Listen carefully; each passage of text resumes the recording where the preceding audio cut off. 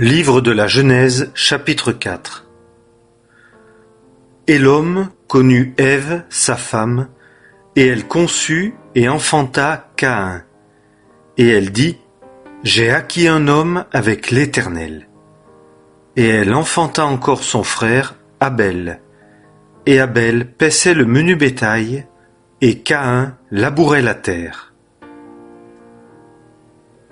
Et il arriva, au bout de quelque temps, que Caïn apporta du fruit du sol une offrande à l'Éternel. Et Abel apporta lui aussi des premiers-nés de son troupeau et de leur graisse. Et l'Éternel eut égard à Abel et à son offrande, mais à Caïn et à son offrande, il n'eut pas égard. Et Caïn fut très irrité, et son visage fut abattu. Et l'Éternel dit à Caïn, « Pourquoi es-tu irrité ? Et pourquoi ton visage est-il abattu ? Si tu fais bien, ne seras-tu pas agréé ? Et si tu ne fais pas bien, le péché est couché à la porte, et son désir sera tourné vers toi, et toi, tu domineras sur lui. » Et Caïn parla à Abel son frère, et il arriva, comme ils étaient au champ, que Caïn se leva contre Abel son frère et le tua. Et l'Éternel dit à Caïn, « Où est Abel ton frère ?» Et il dit, « Je ne sais, suis-je moi le gardien de mon frère ?» Et il dit, « Qu'as-tu fait ? La voix du sang de ton frère crie de la terre à moi. Et maintenant, tu es maudit de la terre qui a ouvert sa bouche pour recevoir de ta main le sang de ton frère. Quand tu laboureras le sol, il ne te donnera plus sa force, tu seras errant et vagabond sur la terre. » Et Caïn dit à l'Éternel, « Mon châtiment est trop grand pour que j'en porte le poids. Voici, tu m'as chassé aujourd'hui de dessus la face de la terre, et je serai caché de devant ta face, et je serai errant et vagabond sur la terre, et il arrivera que quiconque me trouvera me tuera. » Et l'Éternel lui dit, « C'est pourquoi quiconque tuera Caïn sera puni 7 fois. » Et l'Éternel mit un signe sur Caïn, afin que quiconque le trouverait ne le tuât point. Et Caïn sortit de devant l'Éternel, et il habita dans le pays de Nod, à l'orient d'Éden. Et Caïn connut sa femme, et elle conçut, et enfanta Hénoc. Et il bâtit une ville, et appela le nom de la ville d'après le nom de son fils Hénoc. Et à Hénoc naquit Irad, et Irad engendra Méhujaël, et Méhujaël engendra Méthuchaël, et Méthuchaël engendra Lémec. Et Lémec prit 2 femmes, le nom de l'une était Ada, et le nom de la seconde Tsilla. Et Ada enfanta Jabal, lui fut père de ceux qui habitent sous des tentes et ont du bétail. Et le nom de son frère fut Jubal, lui fut père de tous ceux qui manient la harpe et la flûte. Et Tsilla, elle aussi, enfanta Tubal-Caïn, qui fut forgeur de tous les outils d'airain et de fer. Et la sœur de Tubal-Caïn fut Naama. Et Lémec dit à ses femmes, « Ada et Tsilla, écoutez ma voix. Femmes de Lémec, prêtez l'oreille à ma parole. Je tuerai un homme pour ma blessure, et un jeune homme pour ma meurtrissure. Si Caïn est vengé 7 fois, Lémec le sera 77 fois. » Et Adam connut encore sa femme, et elle enfanta un fils, et appela son nom Seth, car, dit-elle, Dieu m'a assigné une autre semence au lieu d'Abel, car Caïn l'a tué. Et à Seth, à lui aussi naquit un fils, et il appela son nom Énoch. Alors on commença à invoquer le nom de l'Éternel. Livre de la Genèse, chapitre 5. C'est ici le livre des générations d'Adam. Au jour où Dieu créa Adam, il le fit à la ressemblance de Dieu. Il les créa mâles et femelles, et les bénit. Et il appela leur nom Adam, au jour qu'ils furent créés. Et Adam vécut 130 ans, et engendra un fils à sa ressemblance, selon son image, et appela son nom Seth. Et les jours d'Adam, après qu'il eut engendré Seth, furent 800 ans. Et il engendra des fils et des filles. Et tous les jours qu'Adam vécut furent 930 ans. Et il mourut. Et Seth vécut 105 ans, et engendra Énoch. Et Seth, après qu'il eut engendré Énoch, vécut 807 ans, et il engendra des fils et des filles. Et tous les jours de Seth furent 912 ans, et il mourut.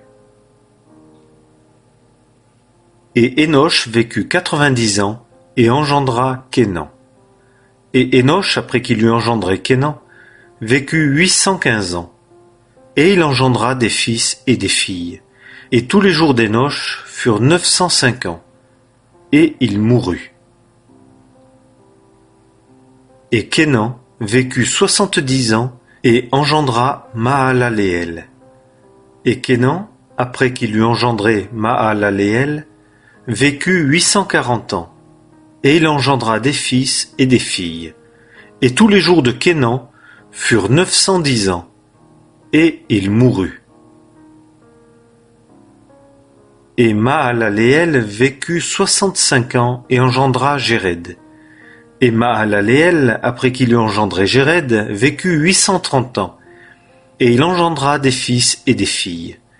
Et tous les jours de Mahalaleel furent 895 ans, et il mourut. Et Jéred vécut 162 ans, et engendra Enoch. Et Jéred, après qu'il eut engendré Enoch, vécut 800 ans, et il engendra des fils et des filles. Et tous les jours de Jéred furent 962 ans, et il mourut.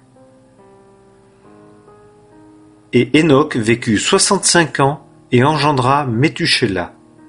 Et Enoch, après qu'il eut engendré Méthusélah, marcha avec Dieu 300 ans, et il engendra des fils et des filles. Et tous les jours de Enoch furent 365 ans. Et Enoch marcha avec Dieu, et il ne fut plus, car Dieu le prit.